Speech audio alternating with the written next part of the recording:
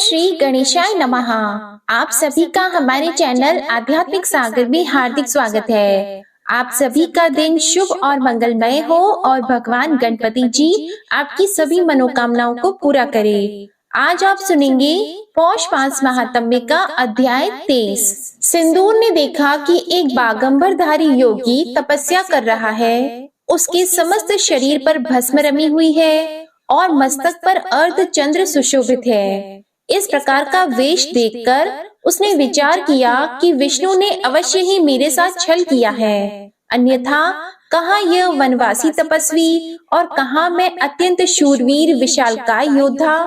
इस दुर्बल के साथ कैसा युद्ध। इस प्रकार का छल करने के कारण विष्णु को ही दंड देना चाहिए। यह विचार कर वह लौटने को ही था, तभी उसकी दृष्टि जगत जननी पार्वती जी पर पड़ी। उनके अलौकिक रूप को वह देखता ही रह गया। फिर उसने सोचा, खाली हाथ भी क्यों लौटूं, इस सुंदरी को ही क्यों न उठा ले चलूं। ऐसा विचार कर वह जगत जननी की ओर बढ़ा। तभी उसका मंतव्य समझकर पार्वती जी भय के कारण कांपने लगी और फिर मूर्छित हो गई। असुर ने उनकी चोटी पकड़ी और बलपूर्वक उठाकर ले जाने लगा। नंदी और भृंगी आदि ने देखा तो असुर को मारने के लिए बढ़े, किंतु वे उसका कुछ भी न बिगाड़ सके। सिंदूर ने उन्हें मार मार कर भगा दिया। वे किंकर्तव्य मूड हुए माता पार्वती जी को ले जाते देखते रहे। असुर उन्हें ले जा रहा था, तभी वे होश में आ गई और विलाप करने लगी। नंदी आदि ने भगवान शिव को जगाने का प्रयत्न किया। अधिक कोलाहल होने से भी उनकी समाधि टूट चुकी थी। उन्होंने नंदी से प्रश्न किया कि यह कोलाहल कैसा है, तो उन्होंने असुर द्वारा पार्वती जी को हरण कर ले जाने की बात बताई। शिवजी ने पार्वती हरण होता हुआ सुना तो वे क्रोधित उठे। उन्होंने 10 भुजी वेश धारण कर सभी भुजाओं में त्रिशूल आदि दिव्य अस्त्र धारण किए और वृषभ पर चढ़कर जिधर असुर गया था उधर वेग से दौड़े। कुछ ही देर में उन्होंने उसे जा पकड़ा और वे पुकारते हुए बोले, अरे दुष्ट, मेरी प्रिया को कहाँ ले जा रहा है? ठहर जा, अन्यथा दुष्परिणाम भोगना होगा। उसने पीछे फिर देखा तो अट्टहास करता हुआ बोला, अरे मूर्ख तापस, क्या मच्छर के समान भिनभिनाता है? मेरे श्वास प्रश्वास से ही सुमेरु प्रभृति पहाड़ पर्वत कांपते हैं, तो तू क्या वस्तु है? जा, यदि प्राण रक्षा चाहता है तो तुरंत यहाँ से चला जा और किसी अन्य स्त्री से विवाह कर ले, क्योंकि अब यह स्त्री तो तुझे मिलेगी नहीं। अथवा कुछ बूता हो तो सामने आकर युद्ध कर। शिवजी भी क्रोध पूर्वक उसकी ओर बढ़े और बोले, मुझ महाकाल से लड़ना चाहता है तो लड़ ले, तब तुझे शीघ्र ही ज्ञात हो जाएगा कि दुष्कर्म का क्या फल होता है। द्वंद्व युद्ध आरंभ हुआ, किंतु माता पार्वती ने असुर की प्रबलता समझ ली थी, इसलिए उन्होंने मयूरेश का स्मरण किया।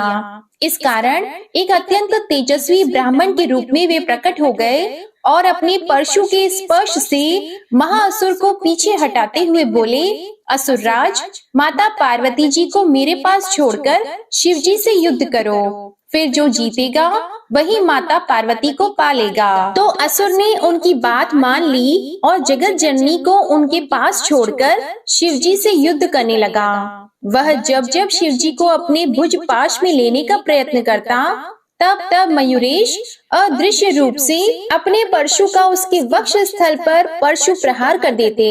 इसलिए उस समय अत्यंत व्याकुल हो उठता और उन्हें भुज पाश में न पाता था। इस प्रकार बहुत बार के परशु प्रहार ने असुर की शक्ति का अत्यंत क्षय कर दिया, जिससे वह शिथिल होता गया। तभी भगवान शंकर ने उसके वक्ष स्थल पर त्रिशूल का तीव्र प्रहार कर दिया, जिसे वह सहन न करके धरती पर गिर पड़ा। मयूरेश ने उसकी पराजय घोषित करते हुए कहा, असुरेश्वर, तुम युद्ध में शिवजी को नहीं हरा सके, इसलिए माता पार्वती जी को प्राप्त करने के लिए वही अधिकारी हैं। तुम तुरंत उन्हें छोड़कर यहाँ से भाग जाओ, अन्यथा महाकाल शिव तुम्हारा वध कर डालेंगे। सिंदूर ने भी अपनी पराजय स्वीकार कर ली। इस समय उसमें अधिक युद्ध करने की शक्ति नहीं थी, अतः पार्वती जी को वहीं छोड़कर वह तुरंत पृथ्वी लोक के लिए चल पड़ा। तब पार्वती जी ने चैन की सांस ली और ब्राह्मण वेशधारी मयूरेश के प्रति कृतज्ञता प्रकट करती हुई बोली, विप्रवर, असुर के हाथ से मेरी रक्षा आपकी ही कृपा से हुई है। मैं आपकी इस कृपा के प्रतिदान में समर्थ नहीं हूँ, किंतु आप मुझे अपना परिचय देने का कष्ट करें। विप्र वेशधारी मयूरेश ने कहा, माता, मैंने क्या किया है? असुर की पराजय तो भगवान शंकर के द्वारा हुई है। मैंने धर्म संगत निर्णय मात्र ही दिया था। जो कुछ भी हो, पार्वती जी ने कहा, बिना आपकी कृपा के छुटकारे की कोई संभावना नहीं दिखती थी। इसलिए इस समय तो आप मुझे प्राणों से भी अधिक प्रिय प्रतीत होते हैं। आप कौन हैं, यह बताने की कृपा कीजिए। पार्वती जी की प्रार्थना पर भगवान मयूरेश ने अपना रूप प्रकट किया। वही रूप लावण्य, वही गतिविधि, वही श्रृंगार, वैसे ही दिव्य आभरण जो त्रेता युग में उत्पन्न हुए पुत्र गणेश मयूरेश के थे। पार्वती उनकी मंद मुस्कान पर न्योछावर हो गई और बोली, गणेश्वर, देवाधिदेव, आपने आकर मेरी रक्षा की। तो मयूरेश ने कहा, माता, आश्चर्य न करो, मैं पुत्र रूप में सदैव आपके पास हूँ। त्रेता युग में स्वधाम गमन के समय आपने पुनः दर्शन की इच्छा प्रकट की और मैंने द्वापर युग में दर्शन देना स्वीकार कर लिया था। अतएव मैं इसी सिंदूर असुर को मारने के लिए आपके पुत्र रूप में पुनः अवतार लूंगा। उस समय गजानन नाम से मेरी प्रसिद्धि होगी। यह कहकर मयूरेश वहीं अंतर्ध्यान हो गए।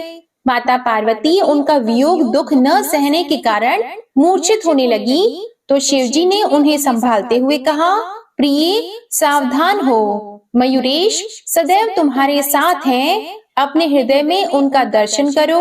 उनका कथन कभी मिथ्या नहीं हो सकता। शिवजी के वचनों से पार्वती जी को शांति हुई और वे उनकी आज्ञा से वृषभ आरूढ़ होकर उनके साथ कैलाश के लिए चल दी। वह मार्ग पार करने में उन्हें अधिक विलंब नहीं लगा। अब समाचार ज्ञात होने पर शिवगण मयूरेश का आभार मानने और उनकी जय बोलने लगे। कैलाश से चलकर वह असुर पृथ्वी लोक में गर्जन करता हुआ घूमने लगा। उसके गर्जन से पृथ्वी कंपायमान होती, पर्वत शिखर और वृक्ष धराशायी होते तथा भयभीत पक्षी और पशु इधर उधर भागते फिरते थे। आसुरी प्रकृति के मनुष्यों ने भी सिंदूर को अत्यंत बलवान जानकर उनका अनुगामी होना स्वीकार कर लिया। इस प्रकार से मनुष्यों का जमघट बढ़ने लगा। वे उसका आदर करते और आज्ञा पालन में तत्पर रहते थे। धीरे धीरे उसके अनुयायियों, साथियों, मित्रों की संख्या बढ़ती गई। अनेक प्रकार के शस्त्रास्त्र एकत्र होने लगे।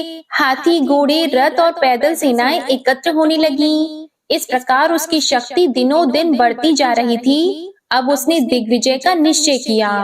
आक्रमणों की श्रृंखला चल पड़ी। जिस राज्य पर चढ़ाई की वही अधीन हो गया। अनेक राजा मारे गए, अनेक बंदी हुए, अनेक नरपति राज्य छोड़कर वनवासी तपस्वी हो गए। इस प्रकार वह जिधर निकल जाता उधर ही रक्त की नदियां बहा देता। भीषण नरसंहार की उसकी प्रवृत्ति बन गई। उसका सामना करने की शक्ति किसी नरेश में नहीं रही। अंत में तो यह स्थिति हुई कि वह जिस राजा से जो कुछ मांगता वही उसे बिना विलंब, बिना विरोध प्राप्त हो जाता। जब कोई राजा विरोधी न रहा तो उसने ऋषि मुनियों की ओर कुदृष्टि की। न जाने कितने तपस्वी मार डाले और कितने कारागारों में डाल दिए। जो चुपचाप गिरी गुफाओं में जा छिपे वे ही अपनी जीवन रक्षा में सफल रहे। अब मठ और मंदिर की बारी थी। सभी को क्षति पहुंचाई गई, सभी नष्ट कर दिए गए, प्रतिमाएं खंडित कर दी गई, वैदिक क्रियाकलाप अपराध घोषित हुई, स्वाहा स्वधा वष्टकार के स्वरों का लोप हो गया, सर्वत्र हाहाकार सुनाई देने लगा। पृथ्वी विजय के बाद स्वर्ग लोक पर चढ़ाई की गई। ब्रह्मा जी प्रदत्त वरदान की बात सभी को विदित हो गई थी, इसलिए देवगण बहुत कुछ सावधान हो चुके थे। बहुत से देवता पहले ही गिरी कंदराओं में जा छिपे थे। असुर ने अमरावती पर आक्रमण किया तो देवराज ने पर्याप्त प्रतिरोध के बाद हथियार डाल दिए और स्वर्ग छोड़कर अन्यत्र चले गए। अब अवसर प्राप्त होने पर देवताओं ने गुप्त गोष्ठी की, जिसमें सिंदूर असुर को परास्त करने संबंधी विचार ही चला। बहुत सोच विचार के बाद ही यह समझ में न आ रहा था कि असुर को किस प्रकार हराया जाए, और अंत में देवगुरु बृहस्पति ने उपाय सुझाया, भगवान मयूरेश का स्मरण करो, वे ही इस संकट को दूर करने में समर्थ हैं। तब देवताओं ने पूछा, वे भगवान कहाँ मिलेंगे, यह हमें ज्ञात नहीं है, बताइए उनसे प्रार्थना करने कहाँ चला जाए। तब देवगुरु बृहस्पति जी बोले, अरे वे प्रभु तो सर्वत्र विद्यमान हैं, यही रहते हुए भक्ति भाव पूर्वक उन्हीं विनायक भगवान की स्तुति करो, वे अवश्य ही प्रसन्न होकर अवतार लेंगे और समस्त संसार को भय मुक्त करने के लिए असुर राज को समाप्त कर डालेंगे, तुमको भी अपने धाम की प्राप्ति हो जाएगी। बृहस्पति से प्रेरणा प्राप्त करके समस्त देवगण एकत्र होकर शांत, विकार रहित, भय रहित एवं भक्ति भाव सहित बैठ गए और भगवान विनायक देव की स्तुति करने लगे। जो विनायक देव संसार के कारण सूर्य और नक्षत्रों को भी उत्पन्न करने वाले, सभी सिद्धगण, साध्यगण, समुद्र, गंधर्व, किन्नर, यक्ष, मनुष्य, नाग, राक्षस आदि को प्रकट करने वाले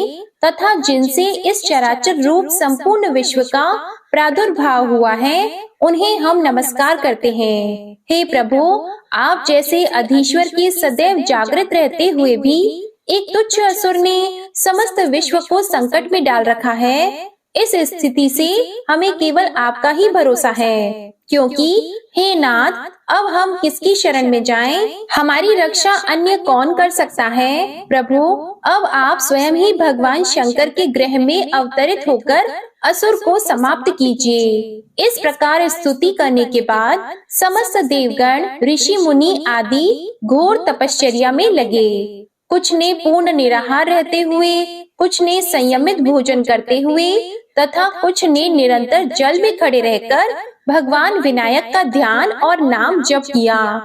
देवादि के कठोर तप से संतुष्ट हुए देवाधि देव गणेश्वर उनके समक्ष प्रकट हो गए।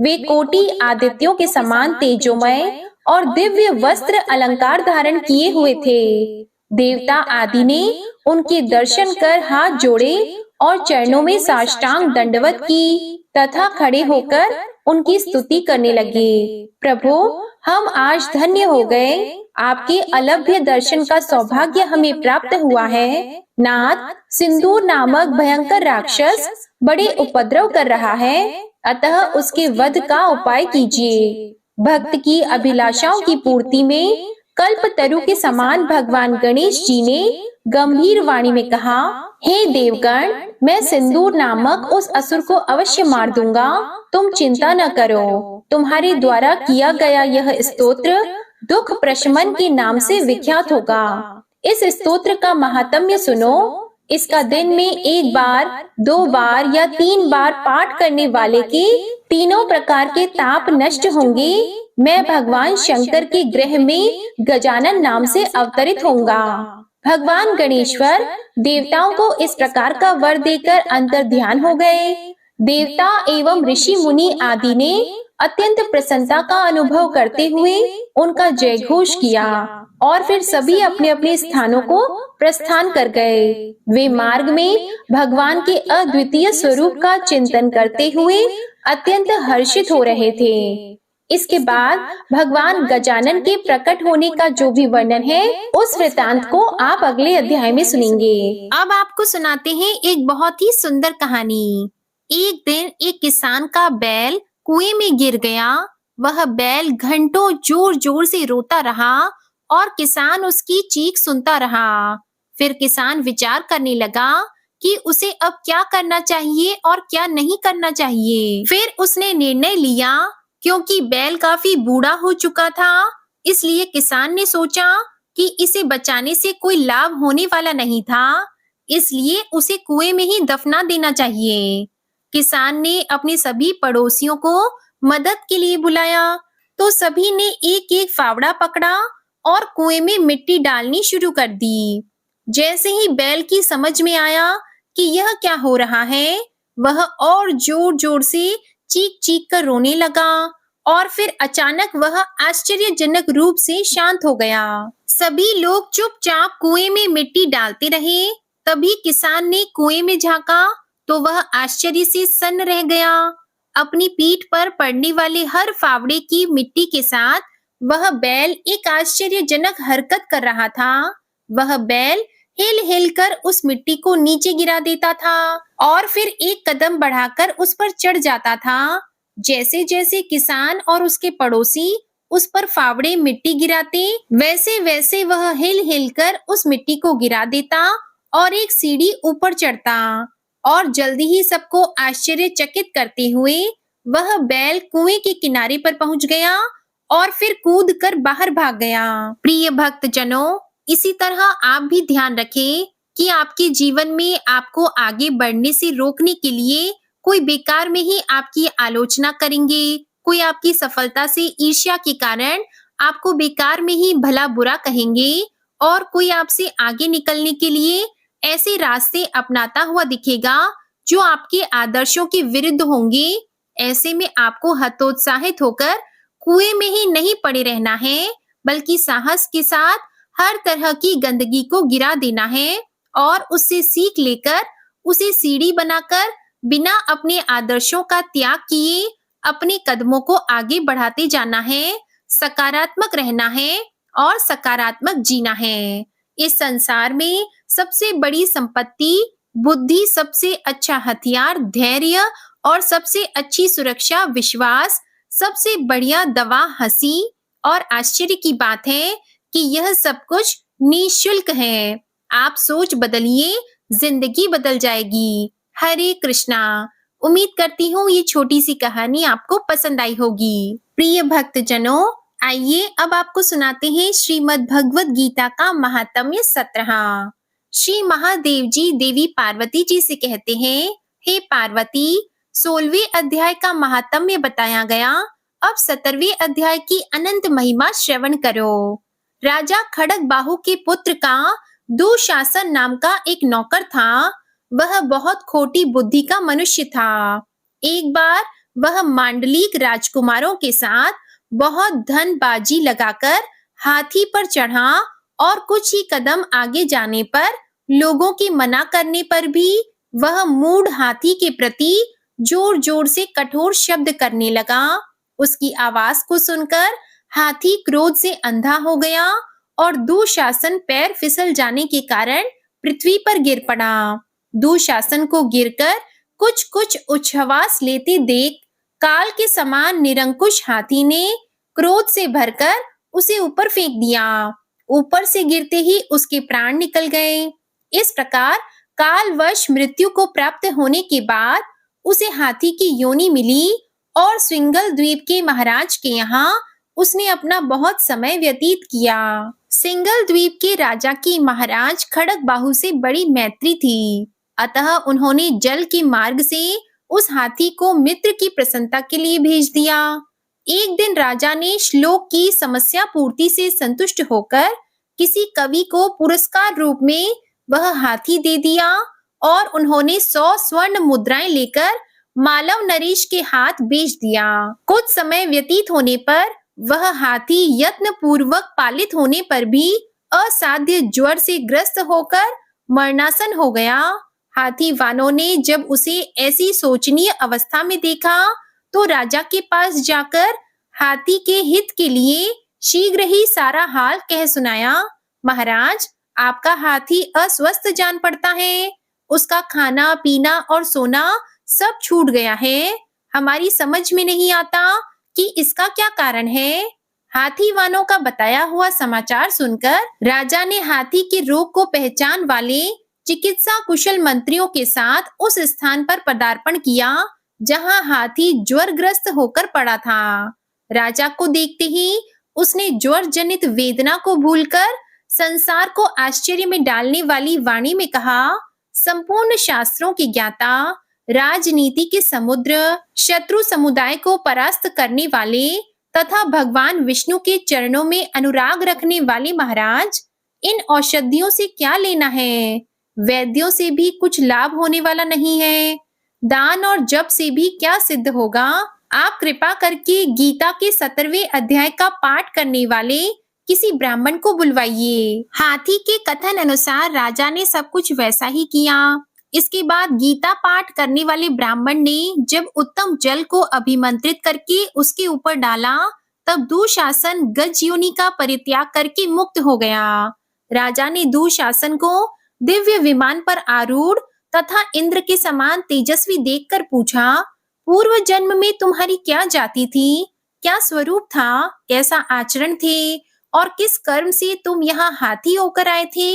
ये सारी बातें मुझे बताओ।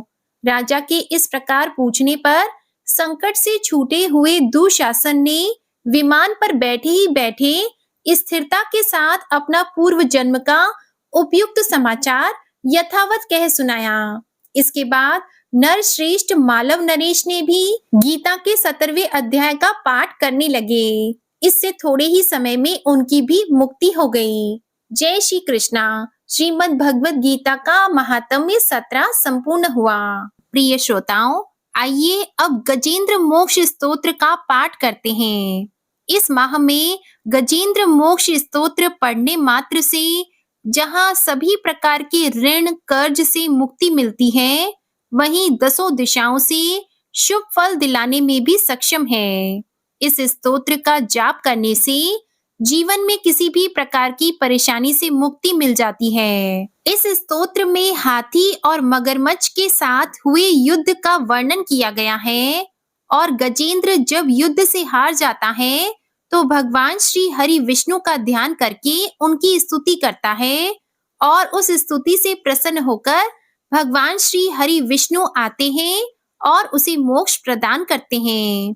प्रिय भक्त जनों, इस पाठ को करते समय अगर हम अपने मन में यह भावना रखें कि हे श्री हरि विष्णु जी, हे मेरे प्रभु, जिस प्रकार से आपने गजेंद्र को उसकी परेशानी से बाहर निकाला, उसी प्रकार से हमें भी हमारी परेशानियों से बाहर निकालिए। तो मानिए निश्चित ही भगवान श्री हरि विष्णु हमारी मदद के लिए स्वयं आते हैं। तो आइए बड़ी ही भक्ति और सच्ची भावना से भगवान श्री हरि विष्णु का ध्यान करके इस परम कल्याण स्तोत्र का पाठ करते हैं। शुक जी ने कहा कि बुद्धि के अनुसार पिछले अध्याय में वर्णन किए गए रीति से अपने मन को नियंत्रित कर और हृदय को स्थिर करके गजेंद्र अपने पिछले जन्म में याद किए गए सर्वोच्च कार्य और बार बार जाप किए जाने वाले स्तोत्र का जाप करने लगा। गजेंद्र ने मन ही मन श्री हरि विष्णु को ध्यान करते हुए कहा कि जिनके प्रवेश करने से शरीर और मस्तिष्क चेतन की तरह व्यवहार करने लगते हैं, ओम द्वारा लक्षित और पूरे शरीर में प्रकृति और पुरुष के रूप में प्रवेश करने वाले उस सर्वशक्तिमान देवता का मैं मन ही मन स्मरण करता हूँ, जिनके सहारे ये पूरा संसार टिका हुआ है, जिनसे ये संसार अवतरित हुआ है, जिन्होंने प्रकृति की रचना की है और जो खुद उसके रूप में प्रकट हैं, लेकिन इसके बावजूद भी वो इस दुनिया से सर्वोपरि और श्रेष्ठ हैं। ऐसे अपने आप और बिना किसी कारण के भगवान की मैं शरण में जाता हूँ। अपने संकल्प शक्ति के बल पर अपने ही स्वरूप में रचित और सृष्टि काल में प्रकट एवं प्रलय में अप्रकट रहने वाले इस शास्त्र प्रसिद्धि प्राप्त कार्य कारण रूपी संसार को जो बिना कुंठित दृष्टि के साक्ष्य रूप में देखते रहने पर भी लिप्त नहीं होते, चक्षु आदि प्रकाशकों के परम प्रकाशक प्रभु आप मेरी रक्षा करें। बीतते गए समय के साथ तीनों लोकों और ब्रह्म आदि लोकपालों के पंचभूत में प्रवेश कर जाने पर और पंचभूतों से लेकर महत्वपूर्ण सभी कार्यों के उनकी परम करुणा स्वरूप प्रकृति में मग्न हो जाने पर उस समय दुर्गेय और घोर अंधकार रूपेण प्रकृति से ही बच रही थी। उस अंधकार से परे अपने परम धाम में जो सर्वव्यापी भगवान सभी दिशाओं में प्रकाशित होते रहते हैं, वो भगवान मेरी रक्षा करें। विभिन्न नाट्य रूपों में अभिनय करने वाले और उस अभिनेता के वास्तविक स्वरूप को जिस प्रकार से साधारण लोग भी नहीं पहचान पाते, उसी तरह से सत्व प्रधान देवता और महर्षि भी जिनके स्वरूप को नहीं जान पाते, ऐसे में कोई साधारण प्राणी उनका वर्णन कैसे कर सकता है। ऐसे दुर्गम चरित्र वाले भगवान मेरी रक्षा करें। अनेकों शक्ति से मुक्त, सभी प्राणियों को आत्मबुद्धि प्रदान करने वाले, सबके बिना कारण हित और अतिशय साधु स्वभाव ऋषि मुनि जन, जिनके परम स्वरूप को देखने की इच्छा के साथ वन में रहकर अखंड ब्रह्मचार्य तमाम अलौकिक व्रतों को नियमों के अनुसार पालन करते हैं, ऐसे प्रभु ही मेरी गति है। वह जिनका हमारी तरह ना तो जन्म होता है और ना जिनका अहंकार में कोई भी काम नहीं होता, जिनके निर्गुण रूप का ना कोई नाम है और ना कोई रूप है, इसके बावजूद भी वह समय के साथ इस संसार की सृष्टि और प्रलय के लिए अपनी इच्छा से अपने जन्म को स्वीकार करते हैं। उस अनंत शक्ति वाले परम ब्रह्मा परमेश्वर को मेरा नमस्कार है। प्राकृत, आकार रहित और अनेक रूप वाले अद्भुत भगवान को मेरा बार बार नमस्कार है। स्वयं प्रकाशित सभी साक्ष्य परमेश्वर को मेरा शत शत नमन है। वैसे देव जो मन, वाणी और चित्त वृत्तियों से परे हैं, उन्हें मेरा बारंबार नमस्कार है। विवेक से परिपूर्ण पुरुष के द्वारा सभी सत्व गुणों से परिपूर्ण, निवृत्ति धर्म के आचरण से मिलने वाले योग्य मोक्ष सुख की अनुभूति रूपी भगवान को मेरा नमस्कार है। सभी गुणों के स्वीकार शांत, रजोगुण को स्वीकार करके अत्यंत और तमोगुण को अपनाकर मूड से जाने जाने वाले, बिना भेद के और हमेशा सद्भाव से ज्ञान धनी प्रभु को मेरा नमस्कार है। शरीर के इंद्रिय के समुदाय रूप, सभी पिंडों के ज्ञाता, सभी के स्वामी और साक्षी स्वरूप देव, आपको मेरा नमस्कार है। सभी के अंतर्यामी, प्रकृति के परम कारण, लेकिन स्वयं बिना कारण भगवान को मेरा शत शत नमस्कार है। सभी इंद्रियों और सभी विषयों के जानकार, सभी प्रतीतियों के कारण रूप, संपूर्ण जड़ प्रपंच और सबकी मूलभूता अविद्या के द्वारा सूचित होने वाले और सभी विषयों में अविद्या रूप से भासने वाले भगवान को मेरा नमस्कार है। सबके कारण, लेकिन स्वयं बिना कारण होने पर भी बिना किसी परिणाम के होने की वजह से अन्य कारणों से भी विलक्षण कारण, आपको मेरा बार बार नमस्कार है। सभी वेदों और शास्त्रों के परम तात्पर्य, मोक्ष रूपी और श्रेष्ठ पुरुषों की परम गति देवता को मेरा नमस्कार है।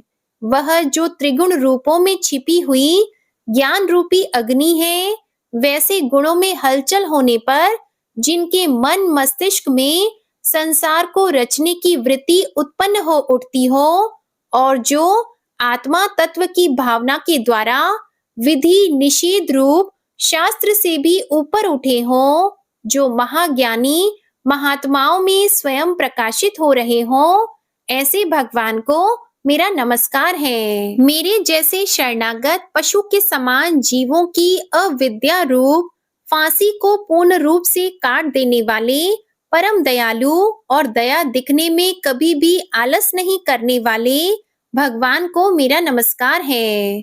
अपने अंश से सभी जीवों के मन में अंतर्यामी रूप से प्रकट होने वाले सर्वनियंता अनंत परमात्मा, आपको मेरा नमस्कार है।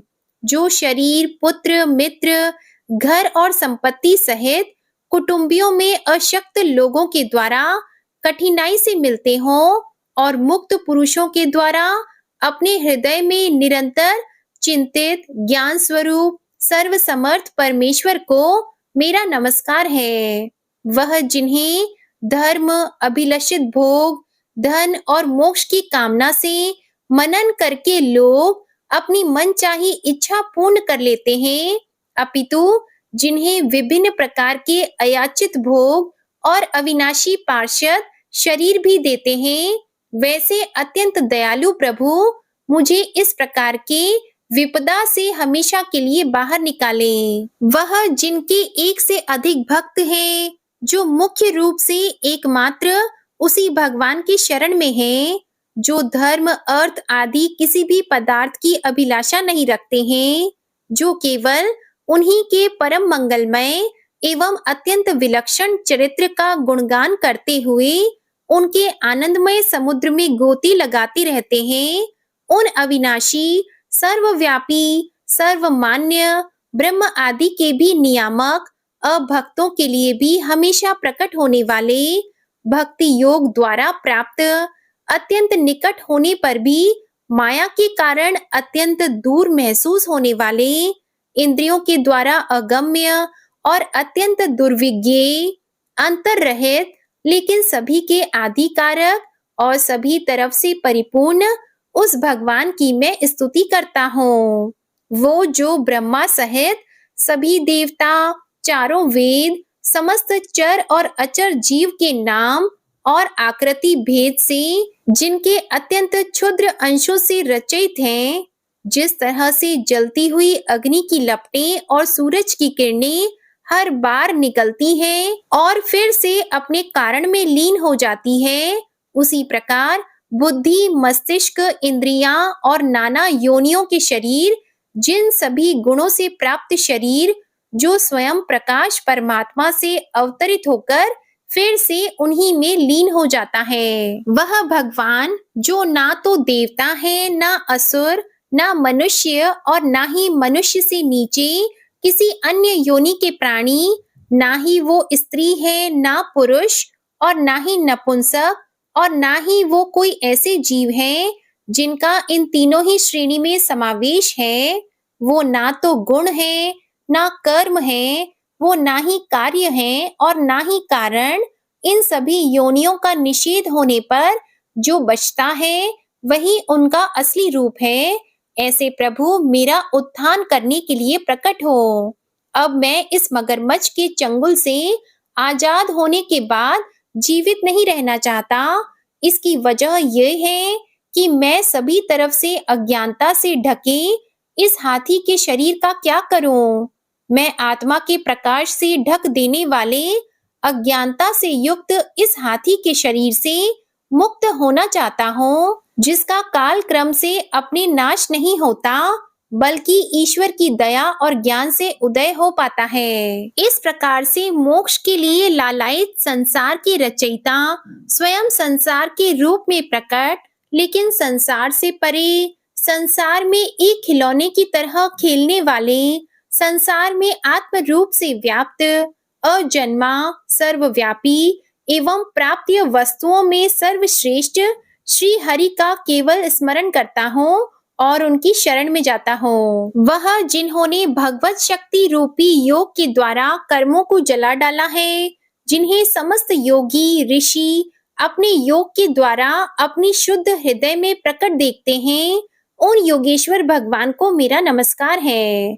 वह जिनके तिगुणे शक्तियों का राग, रूप, वेग और असहाय है, जो सभी इंद्रियों के विषय रूप में मौजूद हैं, वह जिनकी इंद्रियां समस्त विषयों में ही बसी रहती हैं, ऐसे लोग जिनको मार्ग मिलना भी असंभव नहीं है, वैसे शरणागत एवं अपार शक्तिशाली वाले भगवान आपको मेरा नमस्कार है। वह जिनकी अविद्या नाम के शक्ति के कार्य रूप से ढके हुए हैं, वह जिनकी रूप को जीव समझ नहीं पाते, ऐसे अपार महिमा वाले भगवान की मैं शरण लेता हूँ। श्री शुकदेव जी कहते हैं कि वह जिसने पूर्व प्रकार से भगवान के भेद रहित सभी निराकार रूप का वर्णन किया था, उस गजराज के करीब जब ब्रह्मा जी साथ में अन्य कोई देवता नहीं आए, जो अपने विभिन्न प्रकार के विशेष विग्रह को ही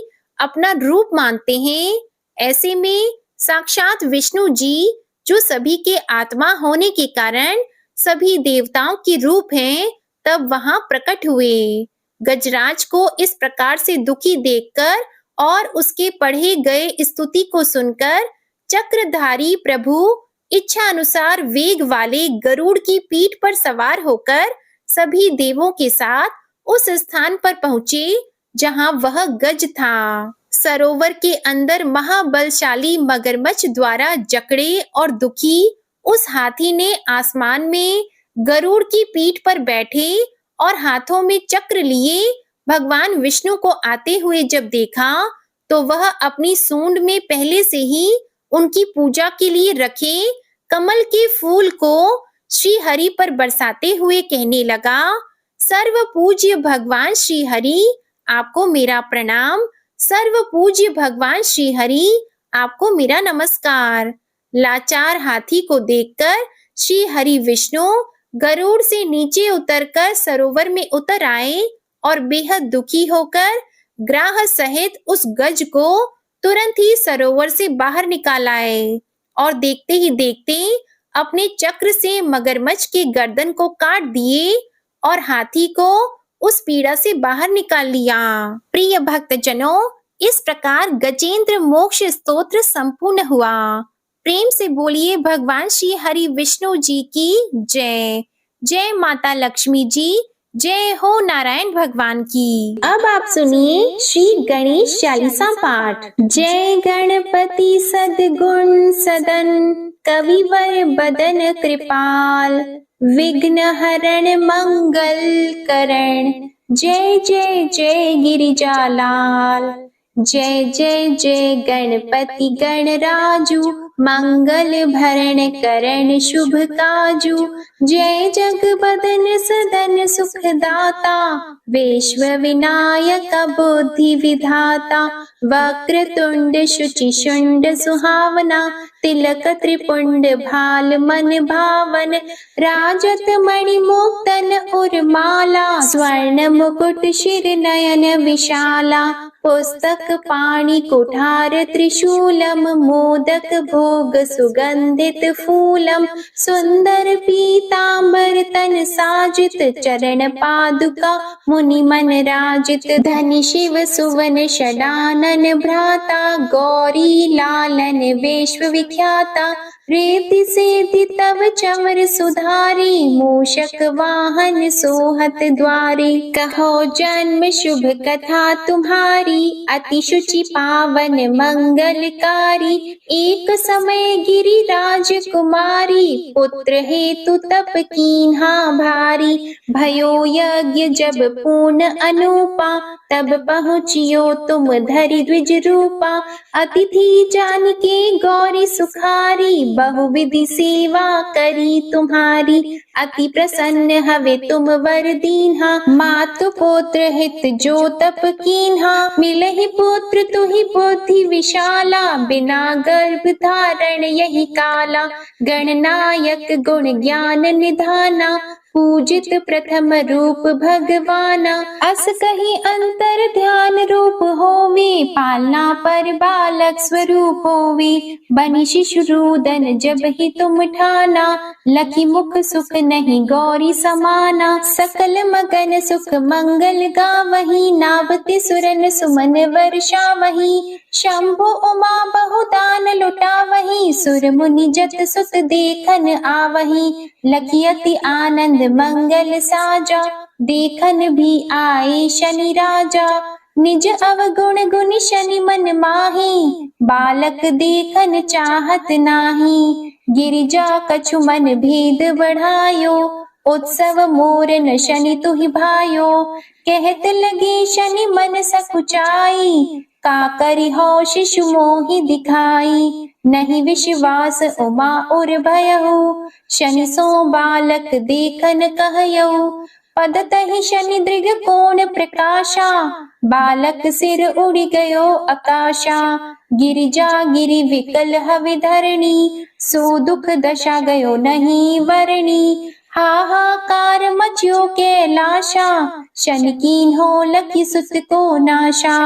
तुरत गरुड़ चढ़ी विष्णु सिधायो, काटी चक्र सो गज सिर लाई, बालक के धर ऊपर धारियो, प्राण मंत्र पढ़ि शंकर डारियो, नाम गणेश शंभु तब कीन्हे, प्रथम पूज्य बुद्धि निधि वर दीन्हे, बुद्धि परीक्षा जब शिव कीन्हा, पृथ्वी कर प्रदक्षिणा लीन्हा, चले षडानन भरमि भुलाई, रचि बैठ तुम बुद्धि उपाई, चरण मातु पितु के धर लीन्हे, तिनके साथ प्रदक्षिण कीन्हे, धनि गणेश कहि शिव हे हर्षि, नभते सुरन सुमन बहु बरसी, तुम्हारी महिमा बुद्धि बढ़ाई, शेष सहस मुख सके न गाई, मैं मतिहीन मलिन दुखहारी, करहु कौन विधि विनय तुम्हारी, भजत राम सुंदर प्रभु दासा, जग प्रयाग ककरा दुर्वासा, अब प्रभु दया दीना पर कीजे, अपनी शक्ति भक्ति कुछ दीजे,